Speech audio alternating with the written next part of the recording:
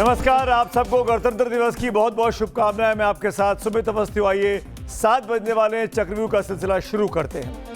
UP के शाहजहांपुर में प्रेमी युगल को किसने किया छत से छलांग लगाने को मजबूर, इस खबर को 10% लोगों ने देखना चाहा है। दूसरी खबर के तौर पर कोलकाता में टीएमसी बना बीजेपी की अब लड़ाई हिंसक होती जा रही है। ये आग कौन लगा रहा है, इस पर भी आपको विस्तार से बताएंगे। इस खबर को 15% लोगों ने देखना चाहा है। और तीसरी खबर जो आज की है वो चीन में जिनपिंग के तख्ता पलट की किसने साजिश रची है, इस खबर को 30% लोगों ने देखना चाहा है।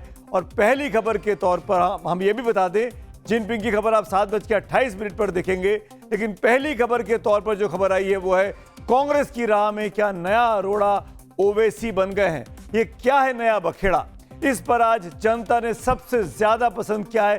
45% लोग इस खबर को विस्तार से देखना चाहते हैं। कांग्रेस के अंदर बगावत दिखाई दे रही है। वैसे तो आप सब लोग ओवैसी की खबर को पहली खबर के तौर पर देखना चाहते हैं, लेकिन इस खबर को आपकी पोल पर करने के पहले एक बड़ा डेवलपमेंट हुआ। दोपहर करीब 2 से 3 बजे के बीच यूपी में एक बड़े अधिकारी ने, एक बड़े ब्यूरोक्रेट ने सरकार के खिलाफ बगावत कर दी। और इसीलिए हमने सोचा, हमारे एडिटोरियल बोर्ड ने सोचा कि यूपी की ये खबर भले ही पोल में नहीं है, पर इस खबर से शुरुआत की जाए। ये सबसे ताज़ा डेवलपमेंट है। बरेली के सिटी मजिस्ट्रेट अलंकार अग्निहोत्री ने मोदी और योगी सरकार पर अपने तीखे आरोपों की दुधारी तलवार चलाकर आज सनसनी फैला दी। आरोपों की तलवार एक धार यूजीसी के नए कानूनों का तीखा विरोध है, तो दूसरी धार शंकराचार्य अविमुक्तेश्वरानंद के समर्थन में, यानी योगी सरकार के विरोध में है। पहले सुनिए कि अलंकार अग्निहोत्री ने शंकराचार्य को लेकर योगी सरकार पर कैसे हमला बोला, कैसे गुस्से में लाल पीले हो गए। कुछ समय से, काफी अरसे से एक ब्राह्मण विरोधी अभियान जो प्रदेश सरकार में चलाया जा रहा है। श्री अविमुक्तेश्वरानंद जी महाराज, उनके बटुक शिष्यों के साथ जिस तरीके से जो चोटी पकड़ के, जो ब्राह्मण समाज का जो चोटी और शिखा एक सांस्कृतिक धार्मिक प्रतीक है, उसका मान मर्दन किया गया। आप देखेंगे कितनी ही गंदे तरीके से चोटी पकड़ के बटुक जो शीश हैं, बटुक महाराज हैं, उनको घसीट के पीटा गया। आप अगर ये प्रशासन के लोग ही इस तरीके से जो अगर मैसेज देंगे तो समाज के जो दूसरे वर्ग है वो ब्राह्मण समाज पे कितना अत्याचार करेंगे। शंकराचार्य धरने पर बैठे हैं। मौनी अमावस्या के दिन संगम तक पालकी पर सवार होकर जाने से प्रशासन ने उनको रोका था। उनके साथ चल रहे उनके समर्थकों के साथ पुलिस ने मारपीट भी की थी। उसके बाद शंकराचार्य नाराज हो गए, वो अनशन पर बैठ गए। इसी बात से अलंकार अग्निहोत्री योगी सरकार और उनकी पुलिस से नाराज है। तो नए यूजीसी कानून के कारण वो मोदी सरकार से भी नाराज है। नए यूजीसी कानून में उच्च शिक्षा संस्थानों में समानता को बढ़ावा देने के लिए कुछ नए नियम बनाए गए हैं, जिनका मकसद जाति के आधार पर भेदभाव, औरत पुरुष में भेदभाव, धर्म या दिव्यांगता के नाम पर भेदभाव को रोकना है। लेकिन सामान्य वर्ग के लोगों का विरोध इस बात का है कि उनमें नाहक इनको दोषी की तरह पेश किया जाएगा। और ये का नया कानून जो है वो अगड़े समाज के विरोध में है। अलंकार अग्निहोत्री के इस्तीफे के पीछे ये भी एक बड़ा कारण है। सुनिए इस कानून को लेकर वो क्या कहते हैं। तो यूजीसी का जो रेगुलेशन अभी आया है, जो 13 जनवरी का जो बजट है भारत सरकार का, उसमें सामान्य वर्ग के जो विद्यार्थी हैं, वो जो यूनिवर्सिटी में, उनको स्वघोषित अपराधी मान लिया गया है। अगर आपका बेटा प्रतिभावान है तो कोई भी आप पे एक फर्जी शिकायत डाल सकता है और आपके पूरे बेटे का भविष्य बर्बाद कर सकता है। समता समिति के सदस्य जो उनका शोषण कर सकते हैं। इस पर सबसे बड़ी नाराजगी ये है, जो हमारे समाज के जन प्रतिनिधि, जो हमारे तथाकथित, जो हमारे जातिगत जो माना जाता है, जो ब्राह्मणों के, जो अपने आप को समझते हैं ब्राह्मणों के नेता समझते हैं, वो लोग भी उस पर कुछ नहीं बोल रहे हैं। जो ब्राह्मण MP MLA कुछ नहीं बोल रहे हैं और चुप्पी साध के बैठे, जैसे वो किसी कॉर्पोरेट कंपनी के एम्प्लॉई हों। वो उनको लग रहा है कि किसी कॉर्पोरेट कंपनी के जो CEO होते हैं, जब तक उनको आदेश नहीं देंगे तब तक वो कुछ भी नहीं बोलेंगे। तो मैं तो अभी भी कहता हूं, आपको अगर थोड़ी सी रीढ़ है, शर्म है, थोड़ा जमीर बचा है, तो मैं ब्राह्मण MP MLA से बोलता हूं कि आप जो है रिजाइन दे दे तत्काल। ब्राह्मणों से अपील कर रहे हैं कि तत्काल रिजाइन कर दे। अलंकार अग्निहोत्री ने अपने हाथों में पीले रंग का एक पोस्टर लेकर अपनी नाराजगी भी जताई है। उन्होंने इस्तीफा भेजने के साथ ही अपने दफ्तर में बोर्ड पर लिखे अपने नाम और पद वाले साल के सामने रिजाइंड भी लिख दिया। एक अजीब और अनोखा तरीका अपनाया अपने इस्तीफे को प्रचारित प्रसारित करने का। इस तेवर और अंदाज के साथ बरेली के सिटी मजिस्ट्रेट से इस्तीफा देने वाले अलंकार अग्निहोत्री के बयान को डिकोड करने की भी आज सबसे ज्यादा जरूरत है, क्योंकि ये कोई मामूली आदमी नहीं है, ये एक बड़े प्रशासनिक अधिकारी हैं। अग्निहोत्री ने जो कहा है उससे साफ है कि उन्होंने जाति वाला पासा चल दिया है। यह सबसे इंपॉर्टेंट बात है। ब्राह्मणों को लेकर ना बयान दिया, उन्होंने जाति वाला पासा चलाया। यूजीसी कानून पर सामान्य वर्ग के लोगों की नाराजगी को अपना हथियार बना लिया है। अग्निहोत्री ने बीजेपी के ब्राह्मण सांसदों और विधायकों को इस्तीफे के लिए ललकार कर बीजेपी के ब्राह्मण समर्थक छवि पर बड़ा सवालिया निशान भी लगाने की कोशिश की है और उन्होंने केंद्र और उत्तर प्रदेश की सरकार को अल्पमत का बताकर 2027 के चुनाव के लिए एक नया नैरेटिव सेट करने की भी कोशिश की है। आज गणतंत्र दिवस है और आज ही के दिन अलंकार अग्निहोत्री ने एक बड़े प्रशासनिक ओहदे से इस्तीफा देते हुए गणतंत्र और लोकतंत्र पर भी कई सवाल उठा दिए हैं। उसको भी आपको सुनना चाहिए। इस समय जो है न तो आप देखेंगे जनतंत्र है न गणतंत्र है, इस समय सिर्फ भ्रम की स्थिति बनी हुई है, भ्रमतंत्र है। ये जो बीजेपी का नाम है ये पहले रही होगी कभी भारतीय जनता पार्टी, इस समय ये विदेशी जनता पार्टी बन चुकी है। अलंकार अग्निहोत्री सुर्खियों में है और खासकर वो लोग जो उत्तर प्रदेश में रहते हैं उनके लिए तो अलंकार अग्निहोत्री के लिए उनके बयान काफी मायने रखते हैं। इसीलिए मुझे लगा कि अलंकार अग्निहोत्री के बारे में और विस्तार से बताएं, उसके पहले उनके प्रोफाइल पर जरूर नजर डालनी चाहिए क्योंकि आज के पहले हमने भी इनका नाम नहीं सुना था। कौन है अलंकार अग्निहोत्री, ये देख लीजिए। कानपुर के रहने वाले अग्निहोत्री बरेली से पहले बलरामपुर, उन्नाव और लखनऊ में एसडीएम के पदों पर रह चुके हैं। वो बीएचयू से बीटेक करने के बाद अलंकार ने 10 साल आईटी सेक्टर में नौकरी की है, यानी पढ़े लिखे अच्छी खासी डिग्री है उनके पास। इसके बाद 1998 में पहले प्रयास में ही यूपी पीसीएस को इन्होंने क्लियर कर लिया था। जब बीजेपी की सरकार बनी थी तो उसके विरोधी दल उसे, आपको याद होगा जब बीजेपी का गठन हुआ था तो जितने बीजेपी के विरोधी थे वो कहते थे कि ये ब्राह्मण और बनियों की पार्टी है। तब की प्रधानमंत्री इंदिरा गांधी तो बनियों की पार्टी बीजेपी को कहा करती थी। लेकिन जिस पार्टी को बनाने में ब्राह्मणों की अहम भूमिका रही, जिसके अब तक के 45 साल में 19 साल तक पार्टी का अध्यक्ष ब्राह्मण समुदाय का कोई नेता रहा, चाहे वो संस्थापक अध्यक्ष अटल बिहारी वाजपेयी रहे हो या फिर नितिन नवीन से ठीक पहले जेपी नड्डा, ये सभी ब्राह्मण तबके से आते हैं। ऐसे में बीजेपी पर, मोदी सरकार पर और योगी सरकार पर यूपी के एक सीनियर ब्यूरोक्रेट के तीखे आरोपों के साथ इस्तीफा देने से कुछ सवाल खड़े हो गए हैं। सवाल नंबर एक ब्यूरोक्रेट इतना खिन्न और नाराज कैसे हो गया कि ब्राह्मण समुदाय की दुहाई देकर उसने इस्तीफा दे दिया? ऐसा क्या वो झेल रहा था? सवाल नंबर 2, इस इस्तीफे के पीछे क्या कोई राजनीतिक मकसद है? सवाल नंबर 3, आखिर बीजेपी के ही विधायकों, सांसदों से इस्तीफे की मांग क्यों अग्निहोत्री कर रहे हैं? और सवाल नंबर 4, जब बीजेपी के खिलाफ अग्निहोत्री खुलकर बोल रहे हैं तो क्या किसी दूसरे विपक्षी दल के वो संपर्क में है? और सवाल नंबर 5, क्या ब्राह्मणों के लिए एक नया संगठन खड़ा करने की तैयारी में अग्निहोत्री के पीछे की जो अदृश्य ताकत है वो है? ये सवाल उनके इस बयान से भी उठ रहा है।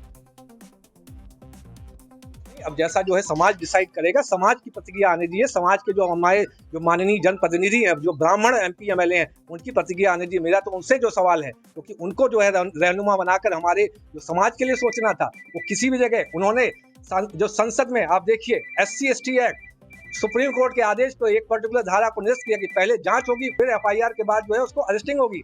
इस पर भी कोई भी ब्राह्मण MP MLA नहीं बोला। आप कितनी शर्मनाक बात है। जो प्रिंसिपल ऑफ जो नेचुरल जस्टिस होता है, ऑडी ऑल्ट्रम पार्टम जो सिद्धांत होता है लॉ का, ये द अदर पार्टी, आपने उसके खिलाफ जो सुप्रीम कोर्ट का निर्देश के खिलाफ जाके आपने उसमें मतदान किया है। आपको शर्म आनी चाहिए। आपने कितने इस पे फर्जी SC/ST एक्ट की धारा लगती है, पूरा परिवार तबाह हो जाता है। 2-2, 3-3 लाख, 5-5 लाख, 10-10 लाख लेकर समझौते किए जाते हैं। आपको शर्म नहीं आ रही है? कहां ले जा रहे हैं देश को? बीजेपी के लिए सबसे बड़ी चुनौती अगले साल यूपी में होने वाले विधानसभा चुनाव में होगी। यूपी में ब्राह्मण मतदाता करीब 10% है। इनमें 115 सीट ब्राह्मण वोटरों का इतना प्रभाव है कि वो कहीं जिताने की क्षमता रखते हैं तो कहीं पर हराने की। राज्य में उनका दबदबा ऐसा रहा है कि यूपी में 21 मुख्यमंत्रियों में से 6 ब्राह्मण समुदाय के रहे। हालांकि 1989 के बाद कोई ब्राह्मण उत्तर प्रदेश का मुख्यमंत्री नहीं बन सका है। हर सरकार में मंत्री पदों पर ब्राह्मण की संख्या दूसरी जातियों से बेहतर रही है। अब अलंकार अग्निहोत्री के बयान से राजनीतिक खेल लाजमी तौर पर यूपी में शुरू हो गया है। स्थिति बहुत ज्यादा खराब है। अब दलितों को और सवर्णों को लड़ाओ, पिछड़ों को और सवर्णों को लड़ाओ। इनका काम केवल लड़ाना है, करना कुछ नहीं है इनको। ये तो खाई खोदते हैं। ये नफरत, कभी जाति के नाम पर, कभी धर्म के नाम पर, कभी क्षेत्रवाद के नाम पर, इनको नफरत बोनी है और नफरत से देश को जला के खाक करना है। अगर किसी अधिकारी ने इस बात से हताहत होकर अपना इस्तीफा दिया है तो मैं इतना ही कहूंगा कि योगी आदित्यनाथ धर्म की रक्षा करने के लिए नहीं, हिंदुओं के विस्तारीकरण के लिए नहीं, हिंदुओं के धर्म के तमाम हक अधिकारों की रक्षा के लिए नहीं, बनस्पत इस बात के लिए आए थे कि हिंदुओं के सबसे बड़े धर्मगुरु शंकराचार्य को ही अपमानित करेंगे। वैसे उत्तर प्रदेश में ब्राह्मणों का पसंदीदा दल 2022 के विधानसभा चुनावों में बीजेपी ही रही है। लोक नीति CSDA के मुताबिक 2022 में यूपी में 89% ब्राह्मणों का वोट बीजेपी को मिला, जबकि समाजवादी पार्टी और उसके सहयोगियों को सिर्फ 6% वोट मिले थे। वहीं कांग्रेस को सिर्फ 1%, यानी ब्राह्मण मोटे तौर पर बीजेपी के साथ माने गए। और आज ब्राह्मणों के एक बड़े ब्यूरोक्रेट ने इस्तीफा देकर हंगामा मचाने की कोशिश की। कितनी कामयाबी मिलेगी ये तो अगले साल के चुनावों तक पता चलेगा। खैर, आगे बढ़ते आज की अगली कहानी की ओर। असदुद्दीन ओवैसी का BMC में शानदार प्रदर्शन से अब टेंशन हो चुका है। कांग्रेस के मुस्लिम नेता पार्टी छोड़ रहे हैं। क्या है पूरा मामला, क्या है पूरा बखेड़ा, आइए उस पर नजर डालते हैं। महाराष्ट्र के नगर निगम चुनावों में असदुद्दीन ओवैसी के प्रदर्शन से यूपी में टेंशन है, और टेंशन उन दलों में है जिनकी दावेदारी मुस्लिम वोटों पर मानी जाती है। इनमें कांग्रेस का भी हाल यही है। हालांकि कारण सीधे ओवैसी को नहीं बताया जा रहा, लेकिन कांग्रेस के मुस्लिम नेताओं में एक अजीब सी बेचैनी देखी जा रही है। यूपी चुनाव के पहले कुछ बड़े नाम तो पार्टी छोड़कर भागने भी लगे हैं। उत्तर प्रदेश से पार्टी के कद्दावर मुस्लिम फेस नसीबुद्दीन सिद्दीकी इस्तीफा दे चुके हैं अभी एक दिन पहले ही। तो वहीं बिहार चुनाव के बाद शकील अहमद, जो कि बड़े नेता रहे, उन्होंने भी चुनावों में कांग्रेस का साथ छोड़ दिया था। उससे पहले कर्नाटक से रोशन बेग, एक और बड़े नाम, वो पार्टी छोड़कर चले गए। जम्मू कश्मीर के दिग्गज कांग्रेसी रहे गुलाम नबी आजाद, जो कि रिप्रेजेंट करते रहे पार्टी को संसद के भीतर, वो पार्टी को टाटा बाय बाय कह चुके। ये सब बड़े नाम हैं जो मुस्लिम समुदाय से आते हैं और आज की तारीख में कांग्रेस के लिए पूर्व नेता बन चुके हैं।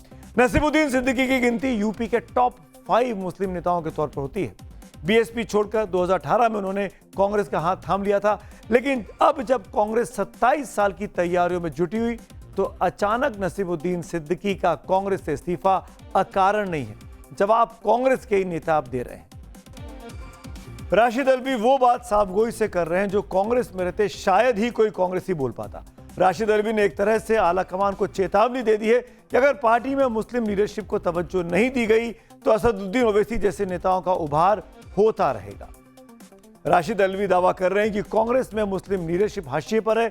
इसमें क्या सच्चाई है, इसको आप कांग्रेस के ऑफिशियल वेबसाइट inc.in पर जाकर समझ सकते हैं। हमने भी वही से रिसर्च इकट्ठा किया है।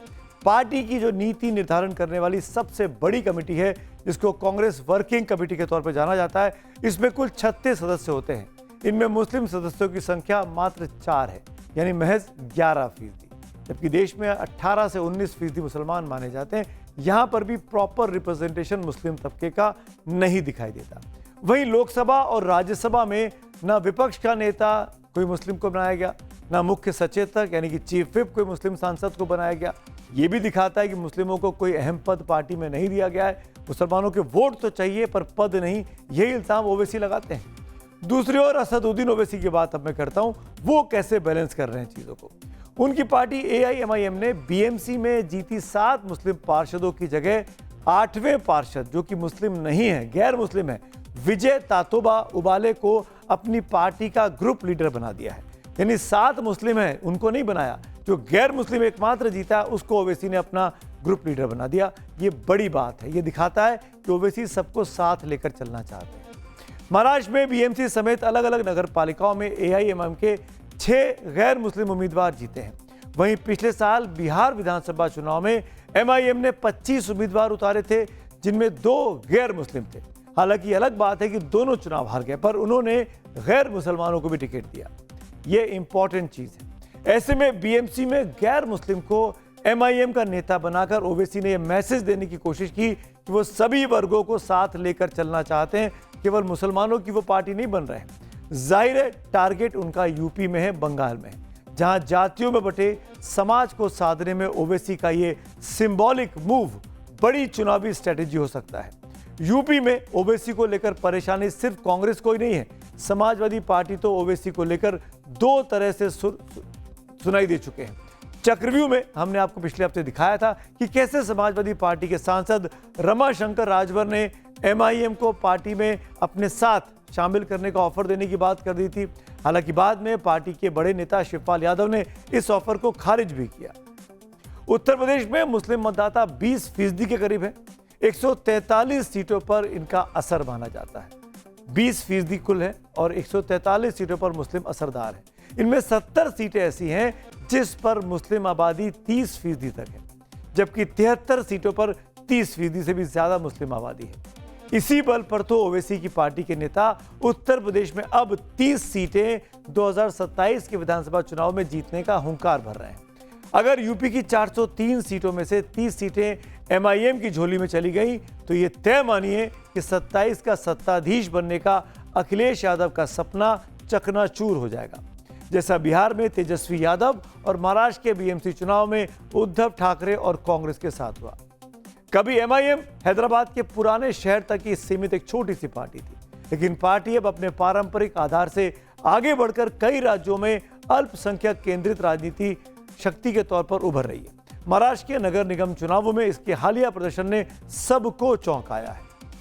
महाराष्ट्र में एमआईएम के 126 पार्षद इस बार चुनाव जीतकर आए। ये शरद पवार की एनसीपी से लगभग 3 गुना ज्यादा है। बीएमसी में तो ओवैसी की पार्टी ने 8 सीटें एनसीपी के दोनों गुटों की कुल 4 सीटों से ज्यादा जीती। वहीं शिवसेना यूबीटी से लगभग 30 सीटें ही वो पीछे है। 2024 के महाराष्ट्र विधानसभा चुनाव में मालेगांव सेंट्रल सीट भी हासिल इस पार्टी ने की थी, जिससे अल्पसंख्यक बहुल शहरी इलाकों पर उसका ध्यान केंद्रित करने की स्थिति और ज्यादा मजबूत हुई। यानी मुस्लिम सीटों पर एमआईएम की लोकप्रियता अक्रॉस इंडिया धीरे धीरे बढ़ती जा रही है। एमआईएम लेकर एक मुसलमान का रुख क्या है, यह भी जानना जरूरी है। वो समाज क्या सोचता है। हमारे सहयोगी राकेश त्रिवेदी ने मुंबई के जोगेश्वरी में कुछ मुस्लिम महिलाओं से असदुद्दीन ओवैसी की सियासत पर बातचीत की, आप जरूर सुनिए। पतंग लहराने का सबसे बड़ा रीजन ये है कि ओवैसी साहब एक बैरिस्टर है और लोगों के हक की बात करते हैं। उनको पता है लोगों के लिए कैसे बात करना है। वो हमारे सबके लिए बात करते हैं और इक्वल बात करते हैं। वो कोई ऐसा राजनीति नहीं करते किसी एक धर्म को लेकर। उनकी राजनीति पसंद आती है, बिल्कुल वो सब धर्म को वो करते हैं। कुछ भड़काऊ भाषण नहीं करते हैं, हक की बात बोलते हैं, अच्छी बात बोलते हैं। तो एक्चुअली हमने सारी पार्टियों को मौका दिया, सभी को देख चुके हैं कौन किसके बारे में कितना बोलता है। अब ये एमआईएम पार्टी माशाल्लाह यहाँ पे बहुत उरूज पे है पूरे महाराष्ट्र में, तो हमने सोचा अभी ये पार्टी का साथ देते हैं। देखिए ये सबको लेके चलेगी, क्योंकि सबका विकास चाहिए। कुछ लोग बोलते हैं सबका साथ सबका विकास, बट करते नहीं है। वो हर एक धर्म की के लिए काम करते, चाहे वो हिंदू भाई हो, चाहे मुस्लिम हो, दलित हो, हर किसी को एक सम्मान देते हैं। और पार्लियामेंट में भी जो आवाज उठाते वो सबके लिए आवाज उठाते। ऐसा नहीं है कि सिर्फ वो अपने जाति बिरादरी के लिए वो करते हैं। तो सुना आपने जिस तरह मुस्लिमों के बीच इन दिनों एमआईएम और हैदराबाद वाले भाईजान का क्रेज बढ़ता जा रहा है। ऐसे में अगर यूपी में भी यही पैटर्न दिखा तो निश्चित ही ये अखिलेश यादव की टेंशन को बढ़ा सकता है। इससे पहले यूपी के 2022 के विधानसभा चुनावों में भी ऐसा ही पैटर्न देखने को मिला था, जहां एमआईएम ने चुनिंदा रूप से चुनाव लड़ा। बिजनौर और मुरादाबाद नगर समेत कम से कम 7 सीटों में एमआईएम का वोट शेयर बीजेपी की समाजवादी पार्टी के नेतृत्व वाले गठबंधन पर जीत के अंतर से ज्यादा था। जाहिर है इन सीटों पर एमआईएम भले ही ना जीत सकी हो, लेकिन अखिलेश यादव की साइकिल को पतंग के डोर ने चुनावी रेस में फिनिशिंग लाइन पर पहुंचने से पहले ही रोक लिया। ऐसे में अब जब ओवैसी की पार्टी बड़ी तैयारी के साथ यूपी की चुनावी जंग में उतरने वाली है, तो बीजेपी समेत बीजेपी के विरोधी इसे किस तरीके से देखते हैं, ये भी जरा सुन लीजिए।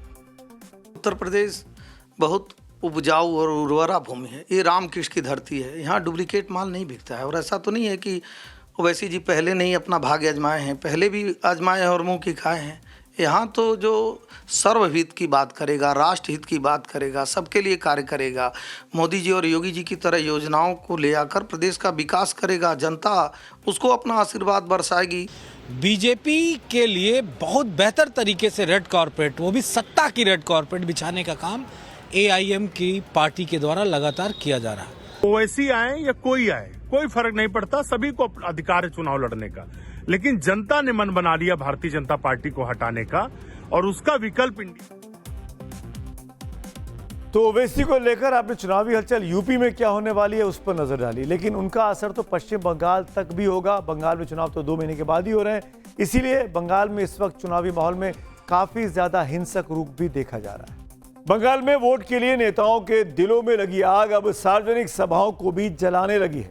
टीएमसी कार्यकर्ताओं पर आरोप है कि उन्होंने दक्षिण कोलकाता के बेहाला में बीजेपी के मंच को आग के हवाले कर दिया।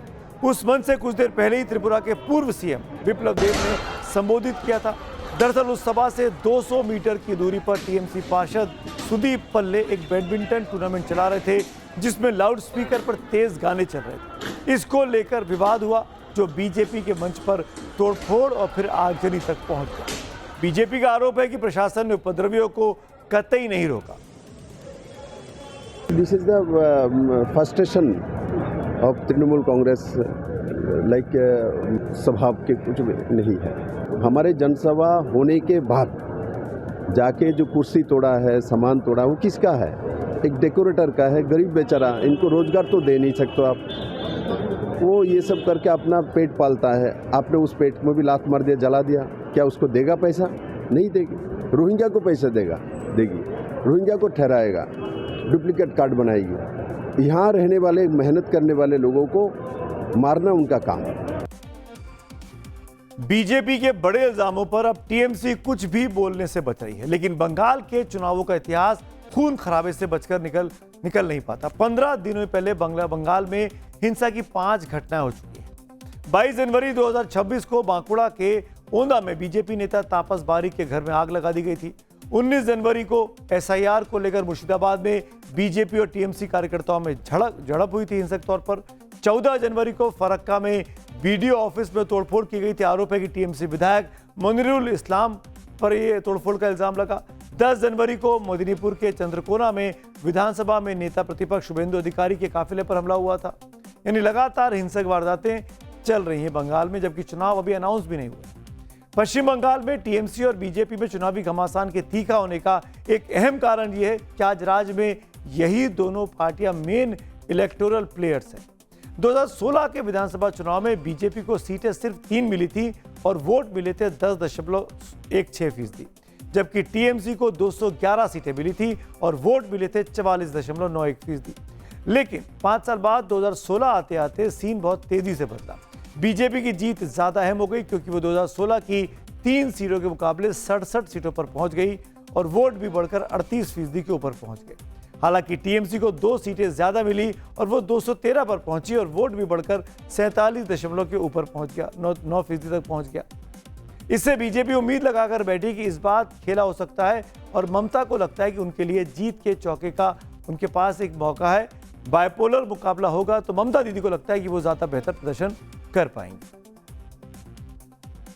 और अब बात करेंगे गणतंत्र दिवस की, जिसकी झांकी में आज कर्तव्य पथ पर देखने को बहुत से सुंदर सुंदर प्रदर्शन देखने को मिले, झांकियां देखने को मिली।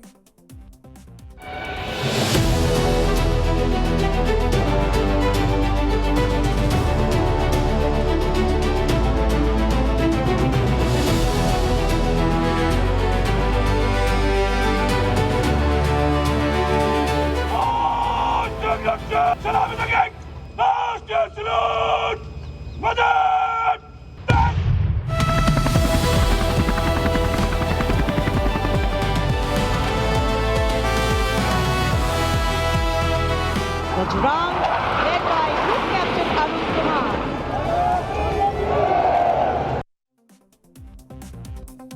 आज देश 77वां गणतंत्र दिवस मना रहा है। इस मौके पर कर्तव्य पथ पर हिंदुस्तान की ताकत को पूरी दुनिया ने देखा। यह हिंदुस्तान की विकास यात्रा से लेकर शौर्य गाथा और सांस्कृतिक विविधता की झलक देखने को मिली है। जब इन 2 तस्वीरों को देखिए, पहली तस्वीर कर्तव्य पथ पर परेड की है और दूसरी तस्वीर में गणतंत्र दिवस के मौके पर आए विशेष अतिथि आपको दिखाई देते हैं। ये दोनों तस्वीरें 2 मैसेज देती हैं। पहली तस्वीर में भारत की बुलंद तस्वीर दुनिया को दिखाया गया और दूसरी तस्वीर ये बता रही कि कैसे वर्ल्ड ऑर्डर बदल रहा है, कैसे हिंदुस्तान कर्तव्य पथ से अमेरिका को आंखें दिखा रहा है। गणतंत्र दिवस परेड में यूरोपियन काउंसिल के अध्यक्ष एंटोनियो कोस्टा और यूरोपियन कमीशन की प्रेसिडेंट मुख्य अतिथि थी। कैसे इन तस्वीरों को देखकर ट्रंप की अब सिट्टी पिट्टी गुम होगी, ये भी आगे मैं आपको विस्तार से चक्रव्यूह में बताऊंगा। लेकिन पहले आपको एक और बड़ी खबर दिखाते हैं, और जो पद्म सम्मान से जुड़ी हुई है, क्योंकि पद्म सम्मान 26 जनवरी के मौके पर ही दिए जाते हैं। गणतंत्र दिवस के मौके पर सरकार ने 2026 के लिए पद्म पुरस्कारों की घोषणा की है। 131 हस्तियों को इस साल के पद्म पुरस्कार दिए जाएंगे। लेकिन असली कहानी तो इन पुरस्कारों के लिए राजनीति के शुरू होने की है। देश की 5 नामी हस्तियों को दूसरा सबसे बड़ा नागरिक सम्मान यानी पद्म विभूषण पुरस्कार देने का ऐलान सरकार ने किया। इनमें 3 हस्तियां केरल से आती हैं। एक एन राजम, भले ही वाराणसी में रहती हैं, लेकिन मूल रूप से तमिलनाडु की हैं। बस यही बात कांग्रेस को छू गई। कांग्रेस ने इसे केरल और तमिलनाडु में होने वाले 2 महीने बाद जो विधानसभा चुनाव है उससे इन नामों को जोड़ दिया। कांग्रेस के सांसद हैं कार्ति पी चिदम्बरम, जो कि चिदम्बरम साहब के सुपुत्र हैं। उन्होंने इसे लेकर सोशल मीडिया पर एक तंज किया है। वो लिखते हैं, अगर वन नेशन वन इलेक्शन होता तो सरकार के लिए पद्म पुरस्कार विजेताओं का चयन करना कितना जटिल हो जाता। और अब तो बहुत आसान है, बस चुनाव वाले राज्यों से लोगों को चुन लो, यानी जहां चुनाव है वहां के लोगों को पद्म पुरस्कार दे दो। ये इल्जाम कार्ति चिदम्बरम ने लगा दिया। अब आप जान लीजिए कि इस साल किन हस्तियों को पद्म विभूषण सम्मान मिला है। 5 लोगों को मिला, जैसा कि मैंने आपको बताया। इनमें एक तो दिवंगत एक्टर धर्मेंद्र देओल है, काशी हिंदू विश्वविद्यालय की प्रोफेसर एन राजम है, सुप्रीम कोर्ट के पूर्व जज केटी थॉमस साहब हैं, लेफ्ट के दिग्गज नेता अच्युतानंदन हैं, और केरल से संघ विचारक पी नारायणन शामिल हैं। वीएस अच्युतानंदन केरल के पूर्व मुख्यमंत्री रह चुके हैं, केटी थॉमस सुप्रीम कोर्ट के पूर्व जज रह चुके हैं, और पी नारायणन राष्ट्रीय स्वयंसेवक संघ के वरिष्ठ पदाधिकारी हैं। जबकि प्रोफेसर एन राजम शास्त्रीय वायलिन वादक हैं, जो बनारस हिंदू यूनिवर्सिटी में संगीत विभाग की डीन रह चुकी हैं। पद्म सम्मान असाधारण योगदान देकर राष्ट्र का मान बढ़ाने वालों को दिया जाता है, लेकिन विपक्षी पार्टियों को इसमें राजनीति दिखाई दी है। चाहे विपक्ष में कोई भी हो, इस साल जिन 5 राज्यों में चुनाव होने हैं उनमें से केरल भी एक है। केरल के साथ साथ तमिलनाडु, पश्चिम बंगाल, असम और पुडुचेरी में भी विधानसभा चुनाव होने हैं। उम्मीद की जा रही है कि फरवरी के महीने में चुनाव की तारीखों का ऐलान भी किया जाएगा। अब जिन लोगों को पद्म भूषण मिले उनके नाम देख लीजिए, उनकी संख्या देख लीजिए आप। केरल से 8 हस्तियों को पद्म सम्मान के लिए चुना गया, तमिलनाडु से 13 को चुना गया, बंगाल से 11 को, असम से 5 को और पुडुचेरी से 1 को पद्म सम्मान दिया जाएगा। इन्हीं आंकड़ों ने विपक्ष को पद्म सम्मान में भी सियासी गुणाभाग करने का मौका दे दिया और बीजेपी को विपक्ष पर हमला करने का। कांग्रेस पार्टी को पद्मा अवार्ड से यही चिढ़ है कि प्रधानमंत्री नरेंद्र मोदी जी के सरकार के अंदर जो देश के लिए काम करता है, जो समाज के लिए काम करता है, उसको पद्मा अवार्ड मिलता है। जब गांधी वाड्रा परिवार की सरकार थी, जो गांधी वाड्रा परिवार का लॉयलिस्ट था, उसको पद्मा अवार्ड मिलता था। और अब बात उस खबर की जिसे लेकर व्हाइट हाउस में खलबली मची हुई है। आखिर पीएम मोदी ने ऐसा क्या किया कि ट्रंप की नींद उड़ गई है, ये अब आपको बताऊंगा। लेकिन पहले कर्तव्य पथ से आई इस तस्वीर को देखिए। इस तस्वीर में यूरोपियन यूनियन के अध्यक्ष उर्सुला वॉन और यूरोपीय परिषद के अध्यक्ष एंटोनियो कोस्टा पीएम मोदी के साथ दिखाई देते हैं। ये दोनों मेहमान आज गणतंत्र दिवस में की परेड में विशेष अतिथि के तौर पर शामिल हुए। ये पहली बार है कि कोई राष्ट्र प्रमुख ना आकर एक यूनियन के प्रमुख को यहाँ पर गणतंत्र दिवस का चीफ गेस्ट बनाया गया। भारत यूरोप की इसी जुगलबंदी को देखकर अब अमेरिका परेशान होगा। ये तस्वीर तो आज की है, लेकिन कल एक और ऐतिहासिक तस्वीर आने वाली है। जिस यूरोप से टैरिफ को लेकर ट्रंप भिड़े हुए हैं, वही यूरोप अब भारत के साथ बड़ी डील करने जा रहा है, जिससे अमेरिका जैसी महाशक्ति का गला भी सूखा हुआ है। दोनों के बीच इस डील को मदर ऑफ दी डील्स कहा जा रहा है। चीन के राष्ट्रपति शी जिनपिंग के खिलाफ तख्ता पलट की साजिश हो रही है। कैसे वो नाकाम की गई, अपने ही नंबर 2 जनरल के रचे चक्रव्यूह में कैसे फंस गए थे शी जिनपिंग, आइए इस खबर पर अपना नजर डालते हैं। शी जिनपिंग के खिलाफ पीएलए जनरल की बगावत। जिनपिंग के जनरल का capture she operation fail. Xi Jinping की तख्ता पलट की साजिश हुई नाकाम। हमले के सिर्फ 2 घंटे पहले लीक हुई तख्ता पलट की प्लानिंग।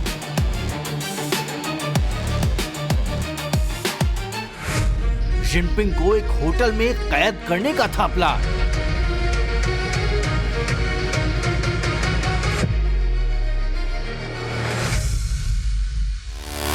सिर्फ 2 घंटे में बीजिंग में कुछ भी हो सकता था।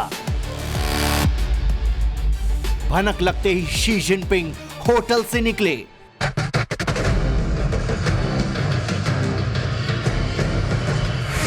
जिनपिंग के तख्ता पलट की साजिश रचने वाला कौन?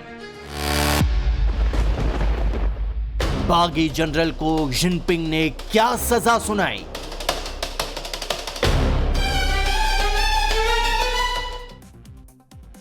ये बड़ी खबर है, बहुत बड़ी खबर है, क्योंकि अमूमन ऐसी खबरें चीन से नहीं पाकिस्तान से सुनने को मिलती है कि तख्ता पलट हो रहा है। शी जिनपिंग के ही जनरल का कैप्चर शी ऑपरेशन इसको नाम दिया गया। इस कथित ऑपरेशन की खबर आई तो पूरी दुनिया हैरान रह गई। माना जाता है कि चीन के अंदर से खबर निकालना आसमान से तारे तोड़ने जैसा है। ऐसे में चीन के राष्ट्रपति शी जिनपिंग के तख्ता पलट की साजिश की खबर पर तरह तरह से सवाल भी उठाए जा रहे हैं। इसके पीछे की वजह बहुत साफ है। जिनपिंग के तख्ता पलट का षड्यंत्र रचा गया, वो भी चीन की राजधानी बीजिंग में।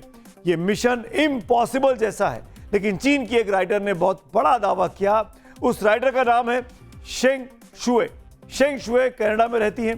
चीनी राइटर शेंग शुए का दावा है कि तख्ता पलट की साजिश 18 जनवरी को रची गई थी, यानी आज से करीब 7 दिन पहले।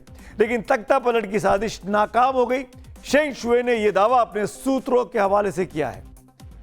शेंग शुए ने सब कुछ सिलसिलेवार तरीके से बताया, बहुत डिटेल में जानकारी शेंग शुए ने दी है, इसीलिए खबर बहुत ही विस्तृत तौर पर देखनी भी चाहिए। कैसे शी जिनपिंग के नंबर 2 जनरल ने इस कॉन्स्पिरेसी को रचा और उसे ग्राउंड जीरो पर उतारा, लेकिन वक्त रहते उनकी साजिश से पर्दा उठ गया और शी जिनपिंग बच गए।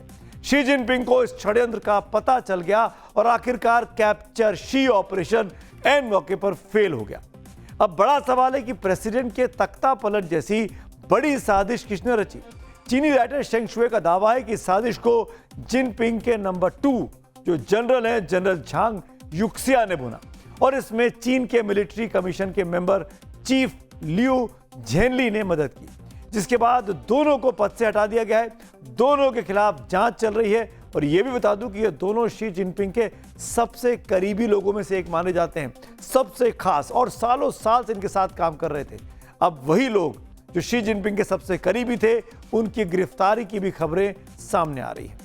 लेकिन जनरल झेंग युक्सिया को लेकर 2 तरह के दावे अब सामने आ रहे हैं। पहला दावा जो कनाडा में रहने वाली चीनी राइटर शेंग शुए ने किया है कि उन्होंने शी जिनपिंग के खिलाफ तख्ता पलट करने की साजिश रची।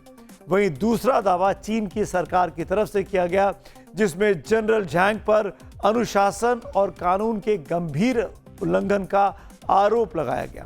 अपने जनरल पर, अपने नंबर 2 पर इल्जाम है कि वह अनुशासनहीन हो गए। जनरल झांग युक्सिया के खिलाफ जांच का फैसला लिया गया है।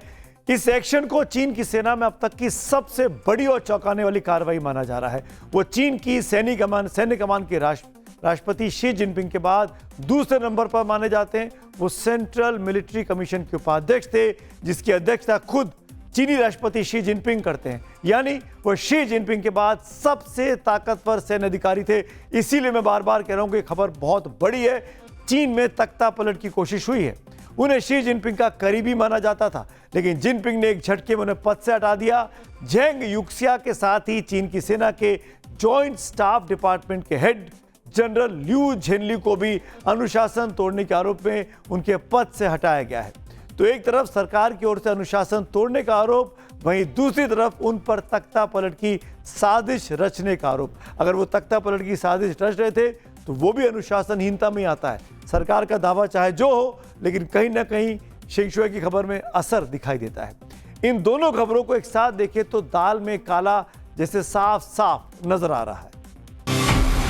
शी जिनपिंग परेशान, पूरी दुनिया हुई हैरान। शी जिनपिंग के नंबर 2 जनरल ने रची तख्ता पलट की साजिश।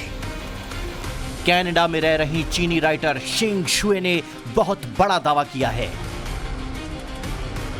शेंग शुए का दावा है कि चीन के सेंट्रल मिलिट्री कमीशन के उपाध्यक्ष जनरल झांग युक्सिया ने शी जिनपिंग के खिलाफ एक्शन की तैयारी कर ली थी। पूरा प्लान तैयार था। शी के खिलाफ मिलिट्री एक्शन की साजिश में झांग युक्सिया का साथ दे रहे थे सेंट्रल मिलिट्री कमीशन के मेंबर ऑफ जॉइंट स्टाफ के चीफ लियू झेनलिंग। यह एक्शन 18 जनवरी की शाम को होने वाला था। उस दिन शी जिनपिंग पश्चिमी बीजिंग के जिंगशी होटल में ठहरने वाले थे। झांग युक्सिया और लियू झेनली ने षड्यंत्र ये रचा कि जिंगशी होटल में ही शी जिनपिंग को हिरासत में लेकर चीन में तख्ता पलट कर देंगे।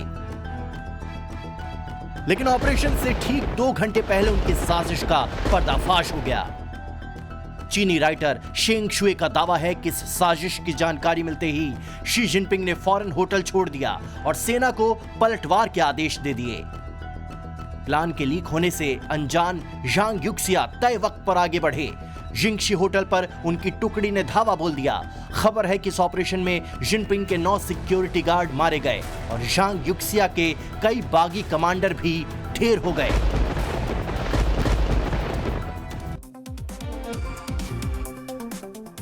तो एक तरफ तख्ता पलट की कोशिश के आरोप हैं, तो दूसरी तरफ इंटरनेशनल मीडिया में न्यूक्लियर सीक्रेट लीक करने के आरोप लगे हैं। जनरल झांग पर आरोप लगे कि उन्होंने अमेरिका को चीन की गुप्त परमाणु जानकारी दी है। बहुत महत्वपूर्ण जानकारी है ये। अमेरिका के लिए जासूसी कर रहे थे क्या चीन के नंबर 2? कहा जा रहा है कि झांग अमेरिका के जासूसों के ट्रैप में फंस गए थे। आरोप है कि झांग ने पैसे लेकर चीन के परमाणु कार्यक्रम से जुड़ी खुफिया जानकारी अमेरिका के साथ शेयर कर दी थी और इसकी जानकारी मिलते ही शी जिनपिंग ने उन्हें पद से तुरंत बर्खास्त करने का फैसला लिया और अब उन पर मुकदमा भी चल सकता है। आज की तारीख में चीन में काफ़ी हलबली मची हुई है क्योंकि जनरल झांग जो कि बहुत करीब माने जाते थे शी जिनपिंग के और वो सीएमसी के मेंबर भी थे, नंबर 2 माने जाते थे, आज उसको इस तरीके से निकालना ये एक दर्शाता है कि all is not well in China. और कहीं ना कहीं शी जिनपिंग को लग रहा था कि कहीं जनरल झांग कुछ ऐसा तो नहीं कर देंगे जिससे शी जिनपिंग को अपना खतरा हो जाए और इसलिए उसने इसके ऊपर करप्शन चार्जेस लगा दिए और नेशनल सिक्योरिटी के चार्जेस लगा के उसको एक प्रकार से कटघरे में खड़ा कर दिया। आप चीन से बाहर से आई इस तस्वीर को भी देख सकते हैं। दावा किया जा रहा है कि चीन के सेंट्रल मिलिट्री कमीशन की हाई लेवल मीटिंग की तस्वीर है। केवल 2 ही लोग इस कमीशन में, इस कमेटी में बैठे हुए हैं, जिसमें अध्यक्ष की कुर्सी पर शी जिनपिंग बैठे आपको दिखाई देते हैं और कॉन्फ्रेंस रूम में जिनपिंग के बहुत दूरी पर जनरल जांग शेंगमिन बैठे हुए। जांग शेंगमिन वो कोने में बैठे हुए हैं। सिर्फ 2 ही लोग हैं इस कमेटी में, जो कि तस्वीर वहां से आई है। दावा किया जा रहा है कि शी जिनपिंग अब सिर्फ जनरल जांग शेंगमिन की ही सुन रहे हैं, वही एकमात्र उनके विश्वास पात्र बचे हैं। उनको जिनपिंग ने अपने विरोधियों की सफाई का काम सौंप दिया है, यानी अपने साथियों को ही अब इनको निपटाना होगा, जांग शेंगमिन को, क्योंकि उनके बॉस शी जिनपिंग ने आदेश उनको दिया है। अब इस साल 2023 के बाद कुछ आंकड़े आपको दिखाता हूं। 2023 के बाद से चीन में 50 से अधिक सीनियर सैन्य अधिकारियों को शी जिनपिंग ने अपने पद से हटाया है। इतने ही नहीं, चीनी सेना से जुड़े सबसे बड़े केंद्रीय सैन्य आयोग में अब सिर्फ 2 ही सदस्य बचे हैं। ये देख सकते हैं आप, इस तस्वीर को ध्यान से देखिएगा। 7 में से 5 जनरलों को जिनपिंग ने बाहर का रास्ता दिखा दिया है। हाल ही में जनरल झांग युक्सिया को हटाया गया, जो कि सबसे आपको वहां दिखाई दे रहे हैं। इससे पहले अक्टूबर 2025 में शी ने हे वेडोन को हटा दिया था, वो भी सीएमसी के वाइस प्रेसिडेंट थे। राष्ट्रीय रक्षा मंत्री के तौर पर ली शोंगफू को पहले ही भ्रष्टाचार के आरोप में 2023 में हटा चुके हैं। जेंग जेक्सुआ को साथ देने वाले लियू झेनली पर भी अभी साथ में हटाया गया, उन पर भी जांच चल रही है। वहीं सीएमसी के राजनीतिक कार्य विभाग के डायरेक्टर मियाओ हुआ पर करप्शन का आरोप लगाकर 2025 में उनको भी हटाया गया था। तो आप समझ सकते हैं किस तरीके से चीन में बड़ी हलचल मची हुई है। और आइए लौटते हैं आज की एक और बड़ी खबर की ओर, जो हमारे पोल का हिस्सा बनी थी, और ये यूपी से। क्या किसी भी संगठन से जुड़े लोगों को प्रेमी युगल की निजी स्वतंत्रता में दखल देने का अधिकार है? सार्वजनिक जगहों पर प्रेमी युगल की सुरक्षा को लेकर एक बार फिर सवाल उठ खड़े हुए हैं। हम ऐसा इसलिए कह रहे हैं कि यूपी के शाहजहांपुर में एक रेस्टोरेंट में हिंदू संगठन की छापेमारी से डरकर एक युगल ने, एक कपल ने दूसरी मंजिल से जान की परवाह किए बगैर छलांग लगा दी। घटना शनिवार की बताई गई। पिज्जा शॉप में एक कपल बैठा हुआ था। तभी 7 से 8 लोग पहुंचे जिन्होंने खुद को किसी संगठन से जुड़ा बताते हुए दोनों बच्चों से, दोनों युवाओं से आईडी मांगी। आरोप है कि युवकों ने अभद्र व्यवहार करते हुए उनका वीडियो बनाना शुरू कर दिया, जिसे लेकर दोनों युवा घबरा गए। लड़की डर कर दूसरी मंजिल से कूद गई। लड़की को बचाने की कोशिश में प्रेमी ने भी खिड़की से छलांग लगा दी, जिसमें दोनों गंभीर रूप से घायल हो गए हैं। पुलिस ने इस मामले में 3 लोगों को नामजद किया है। 5 के खिलाफ एफआईआर दर्ज की गई है। एक आरोपी को हिरासत में लेकर पूछताछ की जा रही है। साथ ही बाकी आरोपियों की गिरफ्तारी को लेकर पुलिस अब छापेमारी कर रही है। और अब आइए, कार्यक्रम के आखिर में हम पहुंच चुके हैं और रोज की तरह बात है पब्लिक व्यू की, यानी आपके कमेंट्स की। अविनाश कुमार पांडे लिखते हैं, चीन में जिनपिंग ही सर्वमान्य नेता हैं। तख्ता पलट की कोशिश कभी संभव नहीं होगी क्योंकि जनता क्रूर तानाशाह को स्वीकार नहीं करेगी। चंदन सिंह एक और पब्लिक व्यू, जिस तरह ओवैसी की ताकत बढ़ रही है वो दिन दूर नहीं जब एमआईएम भी राष्ट्रीय पार्टी बन जाएगी। तो इसी नोट पर आप सबको एक बार फिर 26 जनवरी गणतंत्र दिवस की बहुत बहुत शुभकामनाएं। कल शाम 6:57 पे फिर मुलाकात होगी। शुभ रात्रि।